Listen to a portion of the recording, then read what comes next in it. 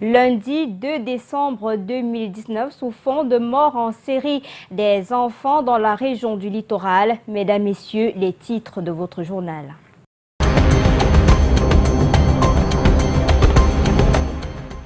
Commando à Douala et Dizangué dans la Sanaga maritime ont enregistré en fin de semaine dernière une série de disparitions d'enfants à Commando comme à Dizangué. Les corps sans vie des victimes ont été découverts chez des voisins. Fête de fin d'année et double scrutin de février, la sécurité des personnes et de leurs biens est au centre des préoccupations du ministère de la Défense. À l'occasion des fêtes de fin d'année et dans la perspective du double scrutin de février prochain, une réunion d'évaluation et d'élaboration des stratégies se tient en ce moment même à Yaoundé. Elle rassemble les différents responsables des secteurs militaires du pays. Et puis rideau sur le Ngondo 2019 pour un meilleur encadrement des enfants. C'est la substance du message reçu hier des mânes des ancêtres des profondeurs du fleuve Vouri. La fête a été fortement colorée cette année par la présence des pygmées Baka et des délégations venues de la Léquié, du Grand Nord, du Sud-Ouest, de la région de l'Ouest. Belle illustration du vivre ensemble dans ce journal.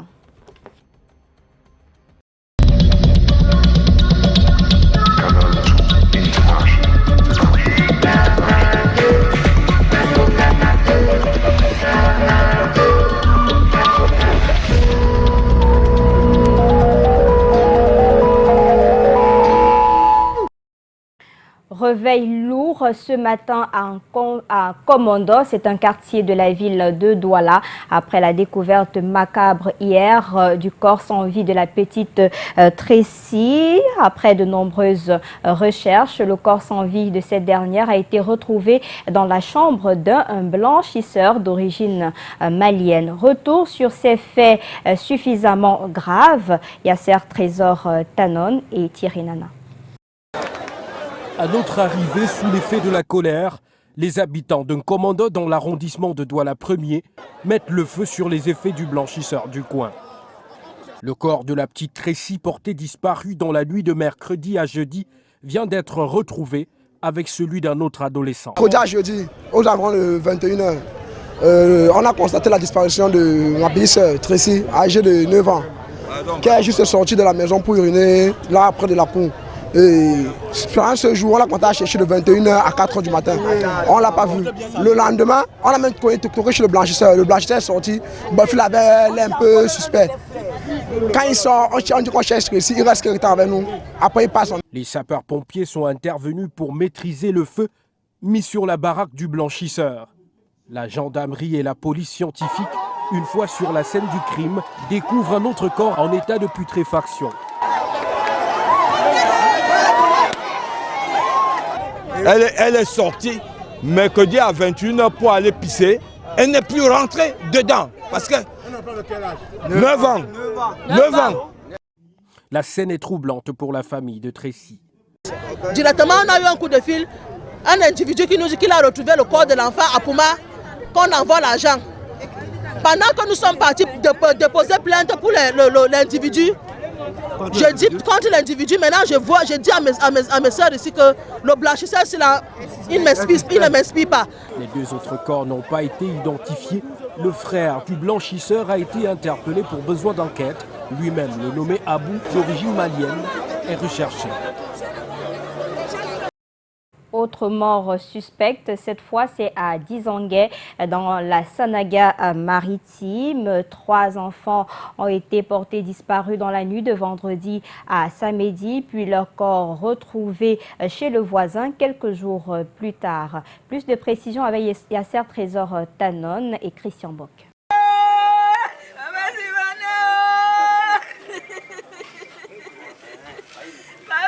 C'est aux environs de 21h que les corps des 3 enfants sont découverts dans cette voiture au quartier Hollande à Dizangué dans la Sanaga maritime. Pourtant, depuis jeudi, les recherches ont été infructueuses. Ils étaient tous voisins et avaient l'habitude de jouer ensemble, âgés respectivement de 3 ans. Moi, je sais que les enfants ils sont en train de jouer. Le sommeil m'a pris. C'est vers les 11h30 que Ma voisine vient me poser les questions que son fils n'est pas ici à la maison. Je lui dis non, mais ils sont là dehors. Moi-même, je les ai vus là et jouer là dehors. Il me dit que non. Depuis, elle le cherche, elle ne le trouve pas. Elle dit mais... Mon ami intime, en même temps frère, je lui demande, l'enfant n'est pas ici parce que c'est les deux maisons que l'enfant fréquente. Je trouve personne là-bas. Eux aussi sont dans les mêmes situations. C'est la consternation totale. Personne ne comprend comment un tel acte a pu se produire. L'état dans lequel les corps ont été retrouvés laisse penser que les enfants auraient été kidnappés et assassinés. Pour quel besoin, on ne sait. Le suspect numéro 1, le voisin, et en même temps collègue de service des parents des 3 enfants. Il est en garde à vue à la brigade de terre de Dizangué, ainsi que 2 autres membres de sa famille. Bon, le jeudi, on a fouillé les enfants partout. On a même fouillé des maisons. Le monsieur, lui, il était toujours ici dedans. Il n'était pas... La maison, le type, si lui ne bougeait pas, il était toujours là-dedans, avec ses enfants. Même fait allusion qu'on a dit au quartier, non, il est là, calme, il ne parlait pas. Mais je ne sais pas pourquoi les enfants se retrouvent sur ça. On a posé la question, est-ce que la voiture était fermée? Il a dit oui, que la voiture se ferme. Mais hier, vendredi, on vient de trouver le corps des enfants. Une enquête est ouverte. Les proches des victimes sont inconsolables et demandent que justice soit faite. Une affaire à suivre. Et la série noire s'est poursuivie également hier en Konsamba avec un accident mortel de la circulation. Bilan 4 morts et des blessés graves. Les dépouilles ont été conduites à la morgue de l'hôpital régional de Konsamba sur les circonstances de cet accident de la circulation. Monique Naoussi Fosso, Emmanuel Gom. L'excès de vitesse à l'origine de cet accident qui fait 4 morts et plusieurs blessés en Konsamba. Une voiture de tourisme en direction de Douala et roulant à tombeau ouvert entre en collision avec un bus gros porteur. Sur le carreau, un enfant d'environ 3 ans, 3 adultes et des dégâts matériels importants.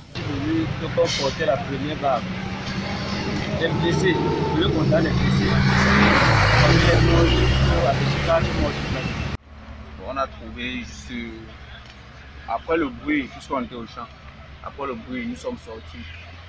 On a vu, bon, je ne sais pas qui, c'était le chauffeur. Je ne sais pas, il était tellement pris sur les, je ne sais pas, c'était la tension. Il demandait directement à la gendarmerie. Bon, il s'est précipité à trouver quelqu'un pour aller à la gendarmerie. Bon, nous on a trouvé juste un petit bébé en place. Bon, le cerveau était déjà, pour la tête était totalement détruit. Ouais, man, habille au moins, non? Nous, on était au garage ici. Au garage là-bas, moi et mon ami, on causait. On a entendu les bruits ici. Les bruits, on est descendu maintenant. C'est la petite voiture là. La petite voiture qui fait le déplacement. Et quand il a aligné la voiture en route au sens inverse, arrivé au niveau du bus, il y a un camion qui était derrière lui. Il a vu qu'en forçant, il va donner avec le camion. Il a rabattu le bus est venu maintenant cogner sur lui. Il s'en est suivi un bouchon qui a paralysé la circulation pendant plusieurs heures. Un énième accident qui a mobilisé les autorités administratives et les forces de maintien de l'ordre. Décidément, la journée d'hier était difficile pour le Cameroun avec cet incident survenu hier à Bamenda sur le vol QC 272 en provenance de Douala pour Bamenda. L'aéronef de type MA60 a essuyé des tirs d'armes à feu au moment de l'atterrissage à l'aéroport de Bamenda à Bafout. Des informations confirmées dans un communiqué signé de la direction générale de Camerco qui précise qu'aucune perte en vie humaine n'a été enregistrée. Le programme des vols de la Camerco réaménagé afin de limiter les perturbations qui pourraient en résulter. Nous y reviendrons certainement dans nos prochaines éditions. Le temps pour nous d'aller à Toubouro. Le développement de Toubouro plombé par l'insécurité. Les commerçants d'arachides disent être à la merci des preneurs d'otages avec demande de rançon exorbitant. Le diagnostic vient d'être posé au cours d'une réunion autour du sous-préfet de Toubouro, Eringeli. Le voisin d'El Hadj Amidou a récemment été kidnappé pendant la nuit. 24 millions de nos francs ont été versés en guise de rançon pour le tirer d'affaire. C'est un problème très grave. Nous sommes à Touboro. Les commerçants d'arachide, à l'instar d'Amidou, collectent désormais les sacs de grains dans les bassins de production, la peur au ventre. En partant là-bas, on n'oublie pas quand même nos féticheurs. Hein. Oui. Il faut d'abord passer par là, il faut aussi prier Dieu. Les kidnappés, ils viennent arrêter les commerçants dans leur propre maison, les éleveurs. Donc, quand on les ramène en brousse. Réunis autour de l'autorité administrative, filles et fils de Touboro viennent de mettre ce problème et bien d'autres sur la table des discussions. Déficit infrastructurel dans les écoles, chômage des jeunes, eau et assainissement dans les villages ont fait entre autres l'objet de réflexions profondes. L'insécurité est toutefois la principale entrave qui, de la vie de tous, est exacerbée par les coupures fréquentes de l'énergie électrique. Il y a un problème de la lumière qui cause le problème de l'enlèvement. Et comment se fait-il au centre de la ville, on veut enlever les gens? Le comité de vigilance, dans chaque carrefour, s'il y a une lampadaire, n'est-ce pas, ça les encourage aussi? Est-ce qu'ils peuvent rester dans le noir? C'est un peu difficile. Sur place, plus d'1 200 000 francs CFA ont été récoltés pour apporter des premières solutions à ces problèmes en attendant que les pouvoirs publics viennent en appui. Aujourd'hui, nous entendons améliorer ce défi en mobilisant les ressources énormes pour pouvoir pallier à ces problèmes. Au niveau sécurité, nous allons renforcer donc le travail du comité de vigilance en mettant quelques petits moyens à leur disposition. Autorités et populations se sont engagées à assurer la paix et la sécurité pour un Touboro économiquement florissant. C'est pour éviter cette série noire sur l'ensemble du territoire national et sécuriser les biens et les personnes lors de cette fête de fin d'année, le double scrutin à venir, que le ministère de la Défense peaufine sa stratégie depuis ce matin à Yaoundé. Une réunion d'évaluation instruite par le chef de l'État, l'ensemble des régions militaires interarmées, sécurité nationale et renseignement, tous réunis autour de Joseph Beti Assomo, ministre délégué à la présidence de la République chargée de la Défense. Je vous propose d'ailleurs une attitude de Joseph Beti Assomo sélectionnée par Bran Kamga.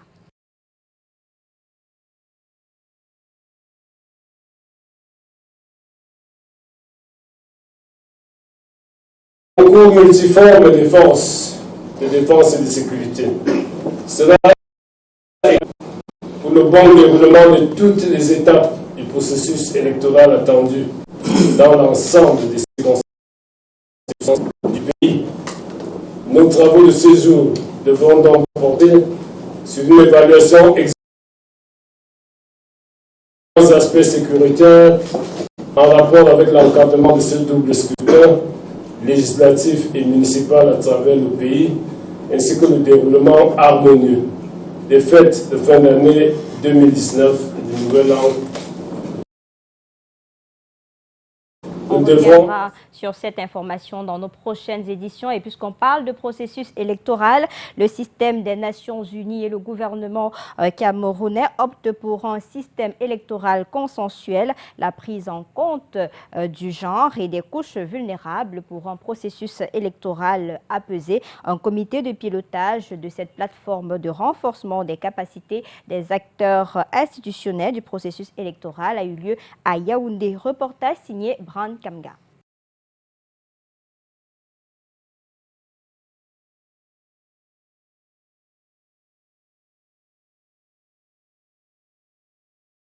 Le système électoral, la prise en compte du genre sont autour de 50-51%.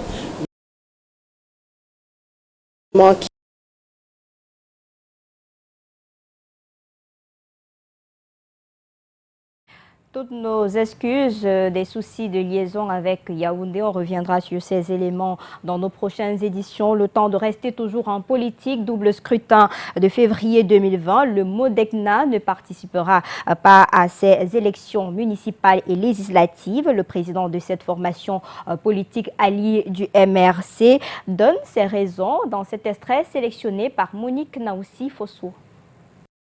Il nous est revenu que d'ailleurs le nombre des députés du MRC, donc de Modegna, le nombre des communes et des conseils municipaux et des autres partis politiques était déjà défini et, comment dirais-je, conçu dans un document qui devait être tout simplement lu par le Conseil constitutionnel. Alors, cela, je ne peux pas vous sortir la preuve, mais c'est ce qui nous est revenu comme information. Et également, nous avons constaté qu'on ne peut même pas faire une requête.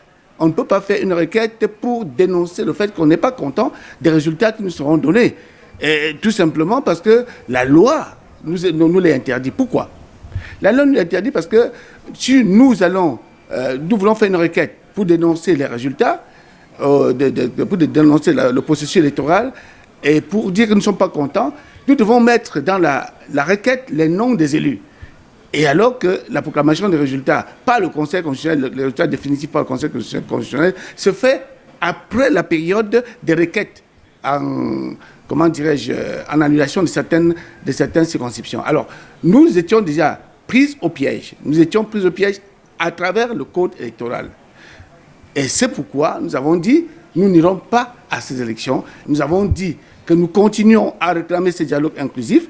Nous avons dit que nous voulons que la guerre s'arrête au Nozo. Nous voulons dire qu'un système électoral consensuel soit fait. Nous continuons à réclamer cela. Et nous continuons à réclamer la révision de la Constitution sur la forme de l'État et autres. Nous disons, aujourd'hui, la guerre doit s'arrêter. Vous vous souvenez, il y a quelques jours, le 13h, vous présentez un mouvement d'humeur à Chanas Assurance. Jusqu'à ce jour, les différentes parties sont toujours à couteau tiré. Et le 13h, c'est chargé pour vous de vous présenter les deux parties que je vous propose d'écouter.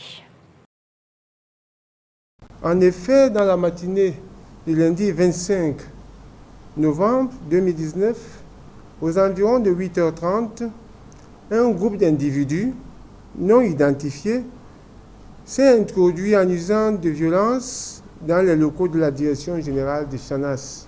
Ce groupe d'individus entendait prendre possession des locaux afin d'y installer de nouveaux dirigeants illégaux issus d'assemblées générales et de conseils frauduleux. Cette dame dit agir au nom de M. Feu Logier, qu'elle est mandataire de ces gens-là. Au fait, elle n'est pas mandataire. M. Logier est mort depuis. Elle use du faux. Il est important de dire à celle-ci qu'en exécution de l'arrêt numéro 51/CIV rendu le 6 juin 2019 par la Chambre judiciaire de la Cour suprême, qui a rétabli Feu Louis Logier dans ses droits, aujourd'hui représenté par ses ayants droit, Pauline Logier et David Logier. Et Denis Gillot, ces derniers m'ont demandé de faire le nécessaire pour que cet arrêt définitif de la haute juridiction soit exécuté. Mes différents mandats qui font polémique et haute procuration répondent aux affirmations gratuites du PCA sortant qui a mis en mission captieusement ses employés en France pour tenter de retourner ma mandante, dame veuve Pauline Logier, qui a été univoque sur la question en leur indiquant que je demeure son unique représentant avec les pouvoirs absolus. On reviendra sur cette information dans nos prochaines éditions. Le temps pour nous de parler santé à présent. 2,7%, c'est le taux de prévalence du VIH-Sida au Cameroun. Chiffre publié hier à Yaoundé à l'occasion de la Journée mondiale de lutte contre le VIH-Sida. C'était le 1er décembre. Une cérémonie présidée par le ministre de la Santé, le docteur Manawuda Malachi, Delphine Fonkou-Téné et Constant Kamga.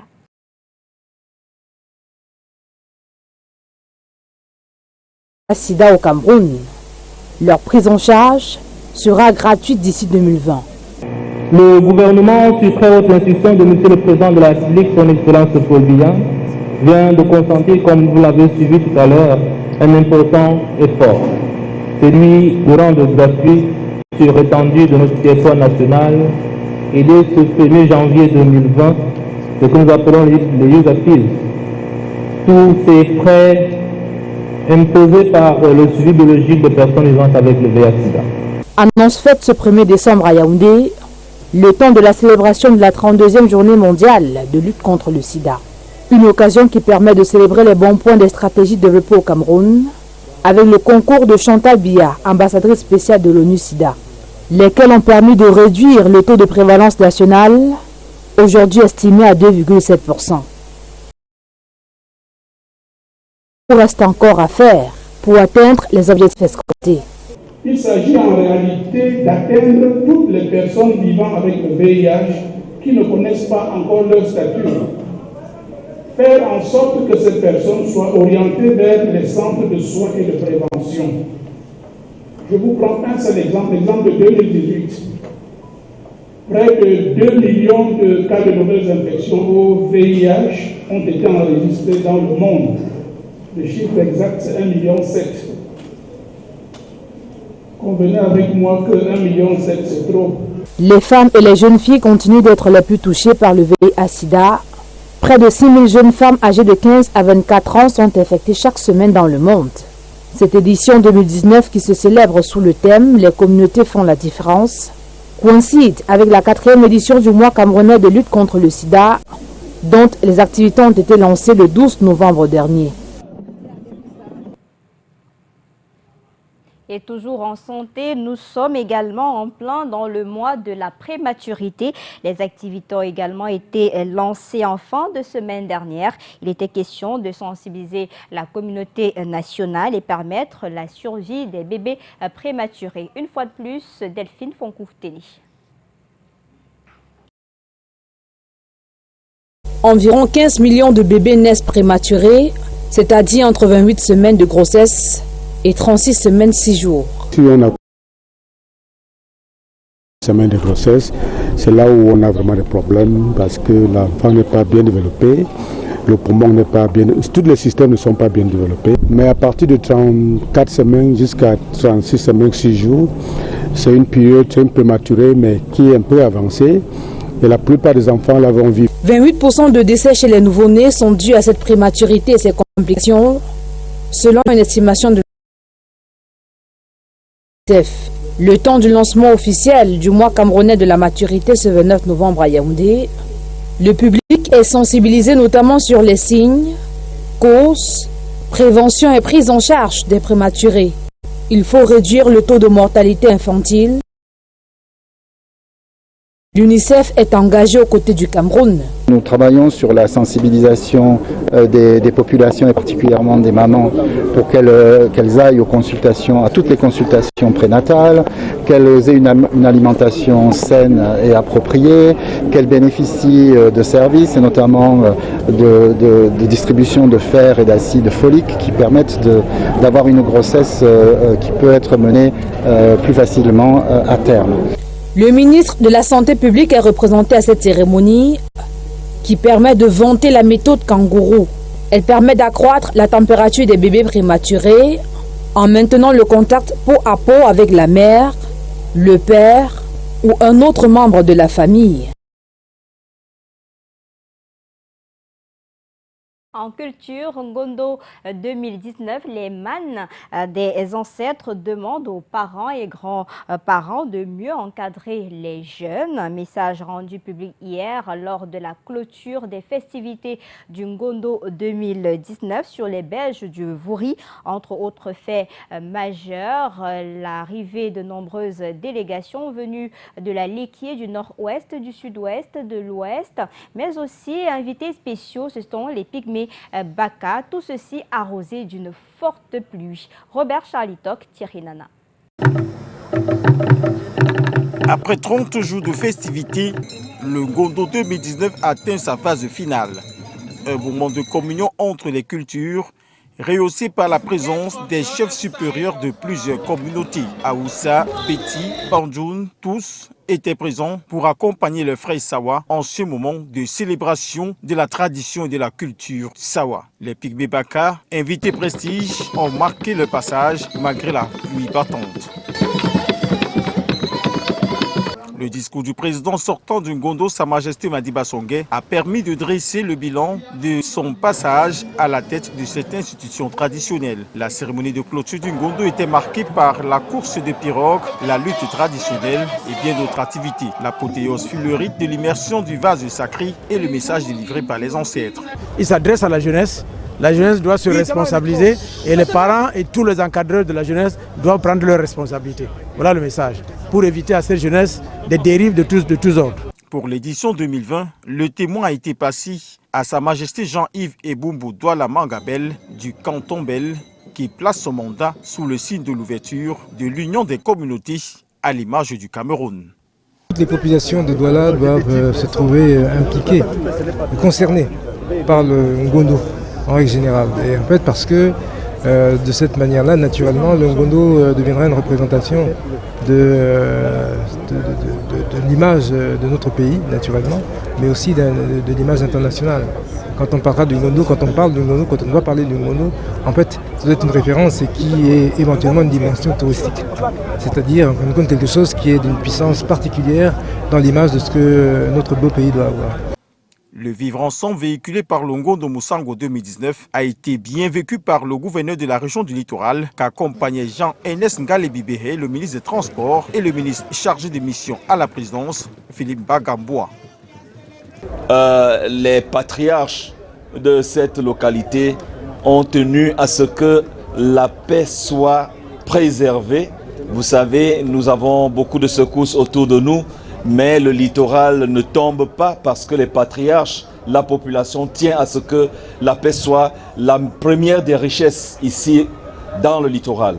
Donc le Ngondo ici démontre une fois de plus que nous pouvons faire différemment. La remise des trophées échecs aux vainqueurs des différentes compétitions est venue marquer un thème à cette édition 2019 du Ngondo.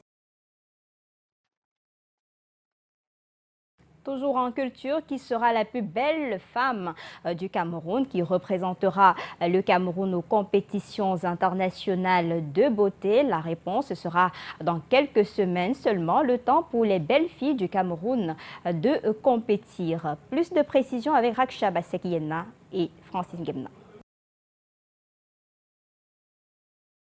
La prise au vert est lancée et les candidates de la compétition qui représentent la plus belle femme du Cameroun se sont regroupés pour un stage bloqué de 1 mois, pour une formation intense et un apprentissage adéquat. Et l'objectif est plutôt précis. Les objectifs, c'est d'avoir une ministre qui pourra aller représenter le Cameroun à l'international, d'avoir une bonne ambassadrice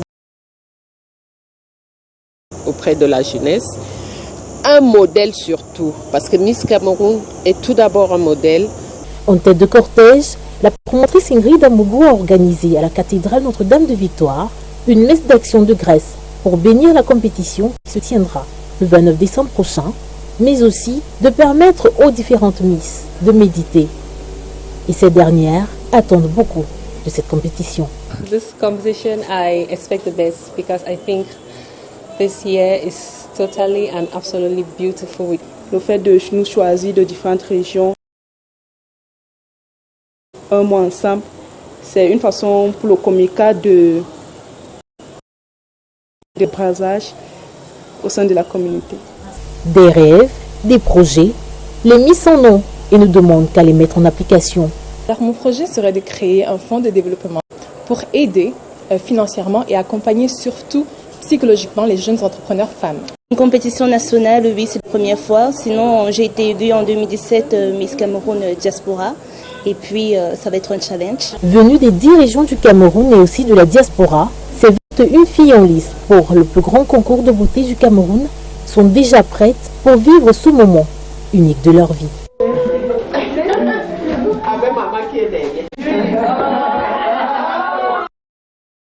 Et Canada International est partenaire de cet événement. Le temps pour nous de parler sport à présent. Elite One, résultat de la 10e journée. 15 buts enregistrés en 9 rencontres.